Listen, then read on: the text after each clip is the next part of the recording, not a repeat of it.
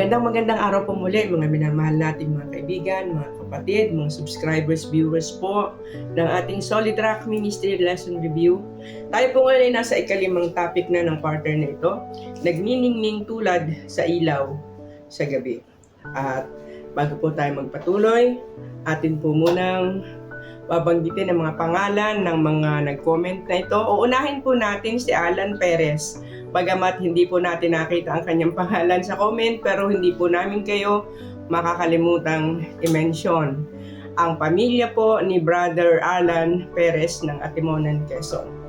Carmen de la Merced, Bernardo Fronda, Ruth Oleon, Helen Peñamora, Domingo Nas, Alwin Bautista, Irma Manggubat, Ryan Collado, Prese Lazo, Fran Sosa, Leonardo Padriquela, Rom Corrales Jr., Miles Orpia, Rowena Cahigos, Dante Totanes, Nilda Openda, Marlon Magsayo, Ronel Castillo, Chris Agtang, Lucero Soblatin, Emily Mutok, Aida Almasco, Ricky Cabonegro, Edmond Sabio, Mirna Medina, Shield Team, Mias Agapay, Felix Morilla Jr., Archeta Verdejo, Mary Jane Tornilla, Frederick Maripe Asitora, Gerson Regente, Victor Avelidas, Dolores Flor, Margie Bandol, Feli Gallardo, Niseta Stubo,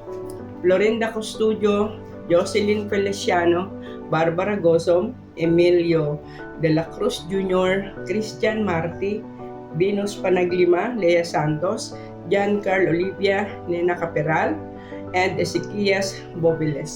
At kami po ay nananampalataya na pag nakabalik na sa maayos na paningin ang mata ni Pastor Levi Perdon, kami po ay muling bibisita sa mga churches kung saan ay makakarating kami sa inyo. Ganun din po ay amin din pong gustong pahatidan ng pasasalamat at pangungumusta ang mga kapatiran po natin na sumusubaybay, nagsusubscribe, nagsishare, bagamat hindi po sila nagko-comment at nagbibigay ng kanilang pangalan. Magandang araw po sa inyong lahat. At kagaya po ng akin nabanggit, tayo po ngayon ay nasa ikalima ng topic, nagniningning tulad sa ilaw sa gabi. Tayo po muna ay humingi ng tulong sa ating Panginoon. Diyos ka pong makapangyarihan sa lahat, patuloy po kaming nagpupuri sa inyong pangalan. Salamat po, salamat Panginoon sa inyong pong kabutihan, sa paggabay sa amin, sa pagbibigay sa amin ng mga pangunawa, upang lalo po naming maunawaan ang inyong banal na salita na nais mo pong ipahatid sa bawat isa sa amin. Tulungan po kaming muli ngayon sa aming pong pagtalakay ng topic na ito. Kayo po ang patuloy na magbigay ng pangunawa sa aming mga isipan. Pagpalain po si Pastor Levi Perdon sa kanyang pag-discuss nito. At pagpatawad po nawa ang aming mga kasalanan. Muli rin po namin hinihiling ang patnubay ng Holy Spirit sa pangalan po ng Panginoong Jesus. Ngayon po, ang ating talatang sauluhin, makikita po natin sa Philippians 2:14, gawin ninyo ang lahat ng mga bagay na walang pabulong-bulong at pagtatalo, upang kayo'y maging walang sala at walang malay, mga anak ng Diyos na walang dungis sa gitna ng isang saling lahing liko at masama, na sa gitna nila'y lumiliwanag kayong tulad ng mga ilaw sa sanlibutan. Sinabi ng Panginoon sa mga Hebreo, tuparin ninyo at inyong gawin, sapagkat ito ang inyong magiging karunungan at kaalaman sa paningin ng mga tao, na makakarinig ng mga tuntuning ito. At magsasabi, tunay na ang dakilang bansang ito ay matalino at may pagkaunawa. Matapos ng mahabang panahon, sinabi ni Kristo, ako ang ilaw ng sanlibutan. Ang sumusunod sa akin ay hindi kailanman lalakad sa kadiliman, kundi magkakaroon ng ilaw ng buhay. Sinabi rin ni Jesus, kayo ang ilaw ng sanlibutan. Ang isang lungsod na nakatayo sa ibabaw ng isang burol ay hindi maitatago. Paano tayo magiging ilaw? Maliwanag ang sinasabi ng Panginoon, ang sino mang sumusunod sa akin ay magkakaroon ng liwanag ng buhay. Pag-aralan natin kung paanong ang pagsunod sa Diyos ay magdadala sa atin upang maging ilaw at liwanag ng sanglibutan ito. Narito po ang mga katanungan na pag-uusapan natin sa araw na ito. Number 1, ano ang ibig sabihin ni Pablo nang lubusin ninyo ang gawain ng inyong sariling pagkaligtas? Number 2, papaano inilalarawan ni Pablo ang pananampalatayang hindi nakikita sa buhay? Number 3, papaano inihahayag ni Pablo ang pagiging ilaw? Number 4, paano inilalarawan ni Pablo ang pananampalataya ni Timoteo at ano ang relasyon nito sa pag-iibanghelyo o pagiging ilaw? At number 5, paano inilalarawan sa buhay ni Epaprodito ang marapat kilalanin bilang tunay na lingkod ng Diyos? Balikan po natin ang question number 1. Anong ibig sabihin ni Pablo nang lubusin ninyo ang gawain ng inyong sariling pagkaligtas? Alright, sige po. Tayo po ngayon ay mag-aaral muli ng salita ng ating Panginoon. Paano nga ba yung ibig sabihin ni Pablo na inyong gawin ang inyong sariling pagkaligtas? Ibig po ba sabihin na tayo ay maaaring maligtas sa pamagitan ng ating mga gawa? Alam po ninyo, ito ay napakahalaga na unawain natin mabuti ano ang sinasabi. So titingnan po natin dyan sa Filipos, Kapitulo 2, talatang 12 at 13, ano ang sinasabi ni Pablo. Kaya nga mga minamahal ko, kung paano ang inyong laging pagsunod na hindi lamang sa harapan ko kundi bagkos pangayoy ako'y wala, ay lubusin ninyo ang gawain ng inyong sariling pagkaligtas na may takot at panginginig. Sapagkat Diyos ang gumawa sa inyo maging sa pagnanasa at sa paggawa ayon sa kanyang mabuting kalooban. Ayan, maliwanag po ang sinasabi. Gawin ninyo ang inyong pagkaligtas. Hindi po upang kayo ay maligtas. Ibig sabihin, kayo ngayon ay iniligtas na ng Panginoon. Isa kabuhayan na ninyo ang pagiging ligtas. Sapagkat ang kaligtasan po ay hindi lang yung pagpapatawad sa ating kasalanan. Tayo ay pinalalaya mula doon sa ating mga kahinaan.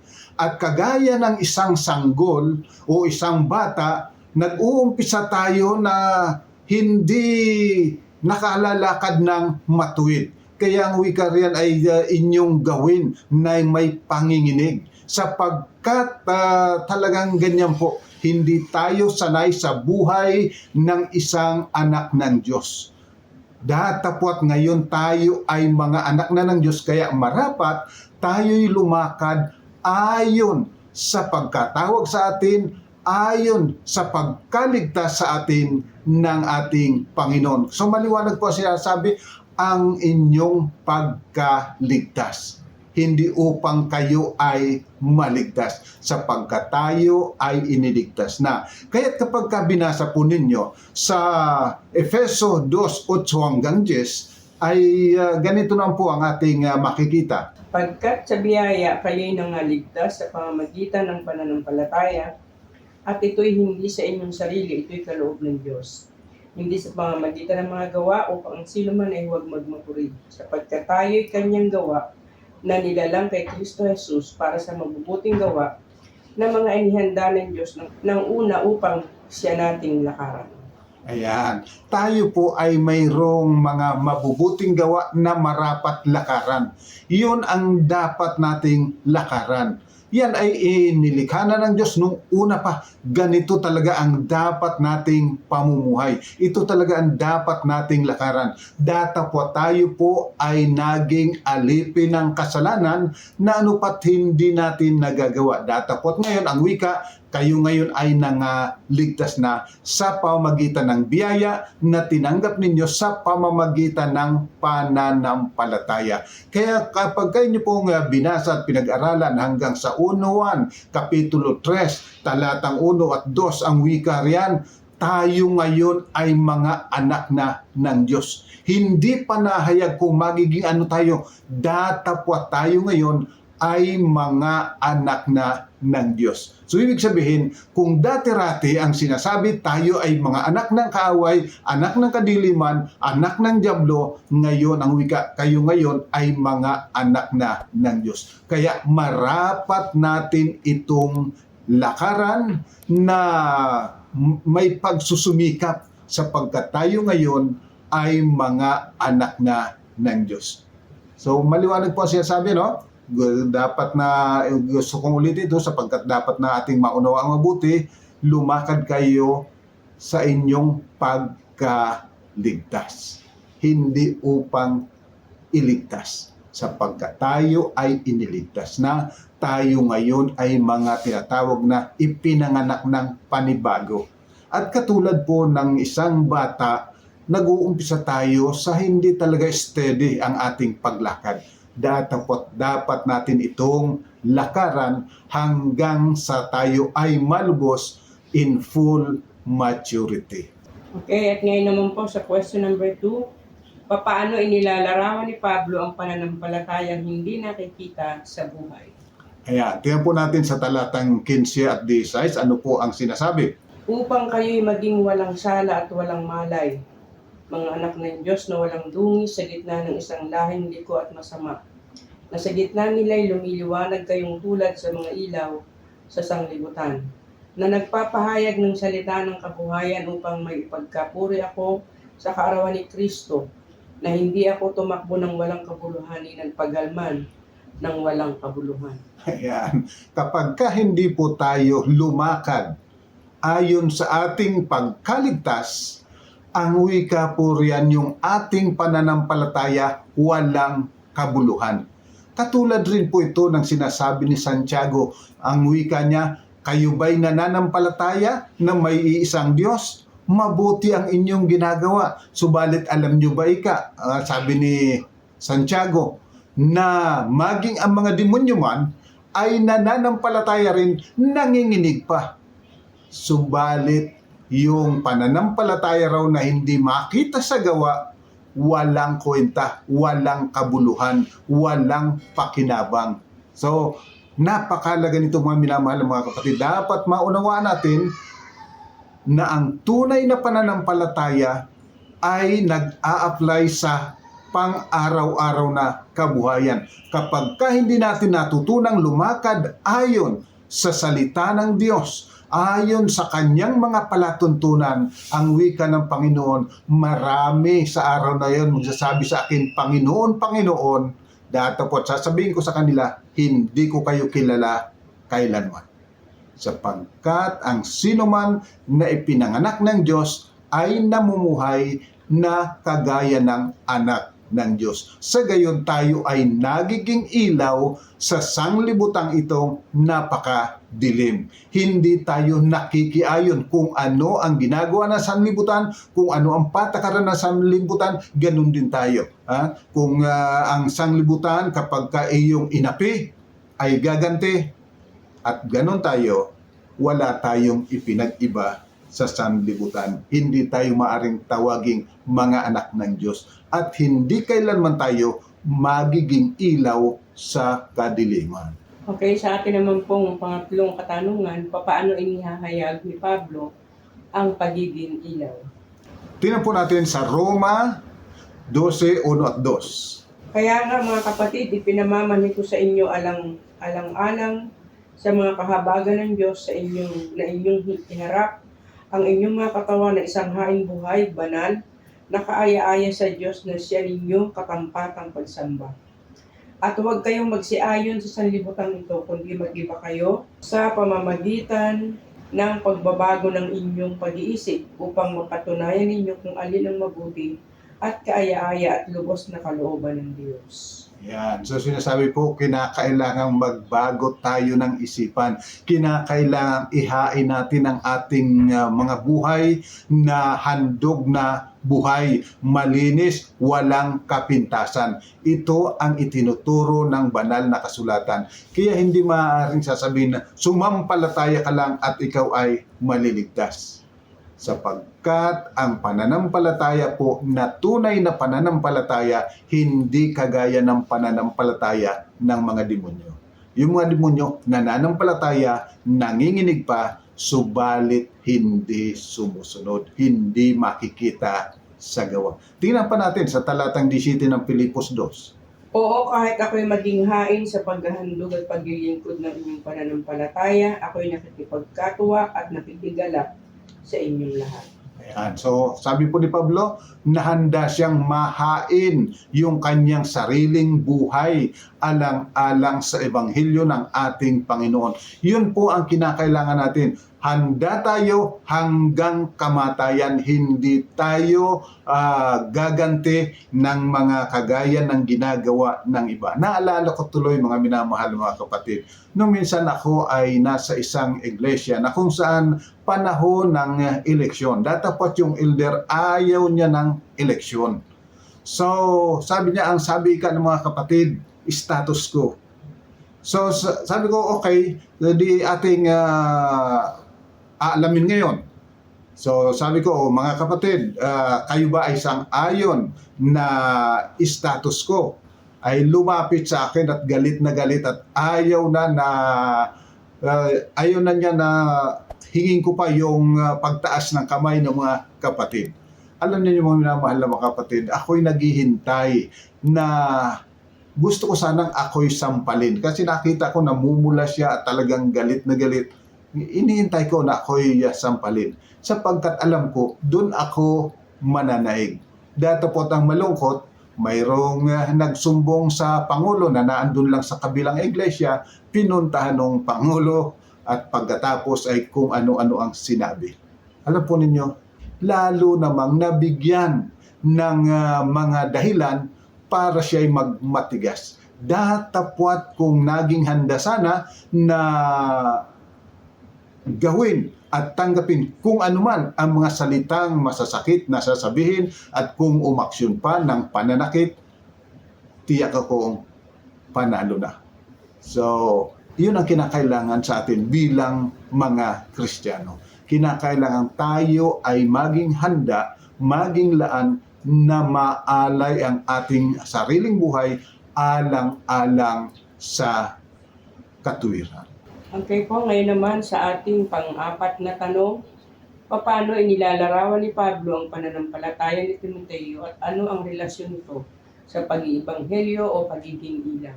9 hanggang 23, ano po ang sinasabi?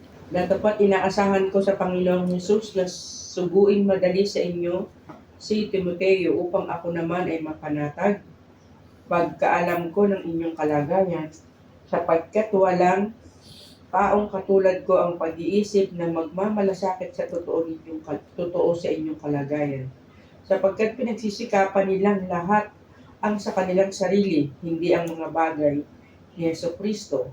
Ngunit nalalaman ninyo ang pagkasubok sa Kanya na gaya ng paglilingkod ng anak sa Ama, ay gayon din naglilingkod siyang kasama ko sa ikalalaganap ng Ebanghelyo.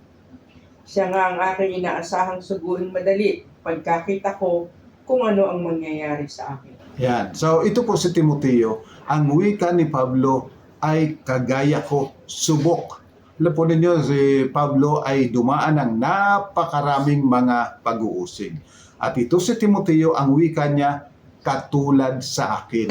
Hindi kagaya nung iba nang iniisip ay yung kanilang sarili lamang. Ito si Timoteo ay subok at handa na gawin ang kalooban ng Panginoon. Alam po ninyo, katulad sa isang ginto, ang tunay na Kristiyano ay sinusubok hindi upang malaman kung siya nga ay tunay, kundi upang lumabas kagaya ng ginto, yung tunay na pagkaginto. Alam po ninyo, ang ginto, kapag kayo nagmina ng ginto, ganun po ang ginagawa. Yan ay pinararaan sa apoy, hindi para mapatunayan kung ginto nga, kundi upang alisin yung lahat na nakahalo na hindi ginto. Ang pagsubok po, ganun din. Ang layunin ng mga pagsubok ay upang lumabas yung tunay na dalisay nating karakter. Alam po niyo kapag minsan siya sabi, pagsubok lang yan ng Diyos. Nung minsan ay kabataan ko pa, siguro ay high school ako, ako'y mayroong isang pananalangin na hinihingi sa Panginoon na sa halip na mangyari lalo pang lumalala yung sitwasyon na aking idinadalangin. At para bagang may bubulong sa akin ang sabi, pagsubok lang yan sa iyo ng Diyos. Alam po ninyo mga minamahal, ako'y nagalit. Kahit ako'y nag-iisa, ako'y nagsasalita ng malakas at sabi ko, kalokohan. Kung siya ay Diyos, alam niya kung ano ako. Siya nga ang aking sinusubukan kung totoo bang nariyan siya, totoo bang buhay siya. Mga minamahal, hindi tayo sinusubok ng Diyos para mapatunayan na tayo'y tunay. Ang pagsubok na ibinibigay ng Diyos hindi para malaman kung tunay ka, kundi sapagkat alam niyang ikay tunay, datapwat mayroong mga nakahalong hindi dalisay na bagay sa ating buhay. Kaya yung pong mga pagsubok kinakailang harapin natin na may kagalakan, may pagpapasalamat sa Panginoon, may dignidad, sapagkat ito ang magdadalisay, mag-aalis ng ano pa mang mga kahinaang naiiwan sa atin. Sapagkat kagaya nga po, uulitin ko ang sinasabi sa 1:3, tayo ngayon ay mga anak na ng Diyos. Datapwat hindi pa nahahayag. Hindi pa kitang-kita. Subalit ang katotohanan, tayo ay mga anak na ng Diyos. Kaya ang sino mang mayroon ng pananampalatayang ito, ang sabi sa talatang 3, ay naglilinis ng kanyang sarili, gaya naman niyang malinis. So ito si Timoteo, ang wika, subok ito. At yan ang marapat na maging karanasan ng bawat isa sa atin, subok sa mga pagsubok. Okay, at ngayon po sa ating last question, number 5. Papaano inilalarawan sa buhay ni Epaprodito ang marapat kilalanin bilang tunay na lingkod ng Diyos? Yeah. Ngunit inaakala kong kailangan suguin sa inyo si Epaprodito, na aking kapatid at kamanggagawa at kapwa-kawal at inyong sugo at katiwala sa aking kailangan. Yamang siya'y nananabik sa inyong lahat at totoong siya'y namanglaw, sapagkat inyong nabalitaan na siya'y may sakit. Katotohanan niyang nagkasakit siya na malapit na sa kamatayan. Ngunit kinahabagan siya ng Diyos at hindi lamang siya, kundi pati ako, upang ako'y huwag magkaroon ng saping-saping kalumbayan. Siya nga'y sinugo kong may malaking pagpipilit upang pagkakitang ninyo sa Kanya, kayo'y magalak at kayo'y babawasan ng kalumbayan. Tanggapin nga ninyo siya sa Panginoon ng buong galak, at ang gayon ay papurihan ninyo, sapagkat dahil sa pagpapagal kay Kristo ay nalapit siya sa kamatayan, na isa sa panganib ang kanyang buhay, upang puna ng kakulangan ng inyong paglilingkod sa akin. Ayan, makita po ninyo, si Epaprodito ay tapat at laang ipagkaloob ang kanyang sariling buhay upang mapunan yung mga kakulangan ng mga taga-Filipos, palibhasang hindi sila makadalaw sa bilangguan na kinapipiitan ni Pablo. Datapwat ito, si Epaprodito ay naroon at naglilingkod sa kanya. At nung siya'y magkasakit, ang inaalaala niya yung mga kapatid, sapagkat nag-aalala yung mga kapatid. Sa halip na kanyang isipin yung kanyang sarili na nahihirapan siya, halos mamatay na siya, ang nasa isip pa rin niya ay yung mga kapatid sa Filipos. Makita po ninyo, no? Na andun ang pagmamalasakit. Ito yung makikita yung ating ilaw sa kadiliman. Alam po niyo, sanlibutan ito, ang tao ay mga makasarili. Lahat na lang iniisip ay kanilang sarili. Kaya nga, kapag ganun nagkaroon ng karamdaman, hindi mo na yan maaasahan na magmalasakit pa sa iba. Datapwat ito si Epaprodito ay iba, sapagkat inaalala pa rin niya yung mga kapatid doon sa Filipos, sa kabila ng katotohanan na siya mismo ay nasa panganib na ng kamatayan. Ganyan po ang isang tunay na lingkod ng Diyos. Kagaya ng ating Panginoong Hesukristo, hindi siya natakot sa kamatayan, sa halip ay kanyang kinagalakan, kinatuwaan na siya'y mamatay alang-alang sa ating kaligtasan. Kaya nga nung yung mga tao ay nag-iiyakan dahilan sa ginagawa sa kanya, ang wika ng Panginoon, huwag ninyo akong tangisan. Ang tangisan ninyo ay ang inyong mga anak. Ganun po ang tunay na mga anak ng Diyos. At yan po nagtatapos ang ating talakayan sa araw na ito. Narito po ang mga summary ng ating mga pinag-usapan ngayon. Number 1, Ang kaligtasan ay nagmumula sa pagpapatawad at nagpapatuloy sa pagsasakabuhayan. Number 2, ang pananampalatayang hindi nagbabago ng buhay ay pananampalatayang walang kabuluhan. Number 3, ang pagiging ilaw ay hindi sa doktrina. Ito ay sa pagsasakabuhayan. Number 4, ang pagsubok ay hindi upang malaman kung tunay, sa halip upang lumabas ang tunay na pananampalataya. And number 5, ang tunay na pananampalataya ay nahahayag sa pagiging maalalahanin at pagmamahal sa kapwa. So mga minamahal, sana po muli kaming nakatulong sa maikling pag-aaral na ito at maunawaan natin ang salita ng Panginoon at maisakabuhayan natin yung katotohanan ng pagiging mga anak ng Diyos. Tayo po'y manalangin. Ama po namin banal, sa oras pong ito kami po'y muling lumalapit sa iyo na nagpapasalamat, nagpupuri, dinadakila ka sapagkat bagamat kami mga makasalanan ay ibinibilang mo na kaming iyong mga anak. O Ama banal, tulungan nawa kami ng banal na Espiritu na ito'y aming maunawaan upang kami po ay lumakad bilang mga anak, dalisay at handang ipagkaloob maging ang buhay alang-alang sa iyong katwiran at kabanalan. Maginawa kaming puspos ng pag-ibig, pagmamahal at pagmamalasakit sa aming kapwa, sa aming mga kapatid. Upang kung magkagayon ang banal, makita na kami ay tunay na iyong mga alagad at magliwanag ang ilawan ng aming Panginoon sa aming buhay at marami pa ang maliwanagan, makita ang daan patungo sa iyong banal na kaharian. O Ama banal, ipagpatawad po nawa lahat ng aming pagkukulang at pagkakasala at patuloy po kaming linisin sa aming mga kahinaan. Alam po ang banal na napakarami pa namin mga kahinaan, kaya kami po'y lumalapit, nakikiusap, patuloy nawa kaming puspusin ng banal na Espiritu. O Ama banal, pagpalano po nawa ang aming mga kapatid na ito, 10 ng kanilang sambayanan at ang buong iglesia. Ito po ang aming samot hiling sa ngalan po ng aming Panginoong Jesus. Amen. So mga minamahal, hanggang po sa susunod, ang pagpapala ng Panginoon, kamtan nating sama-sama.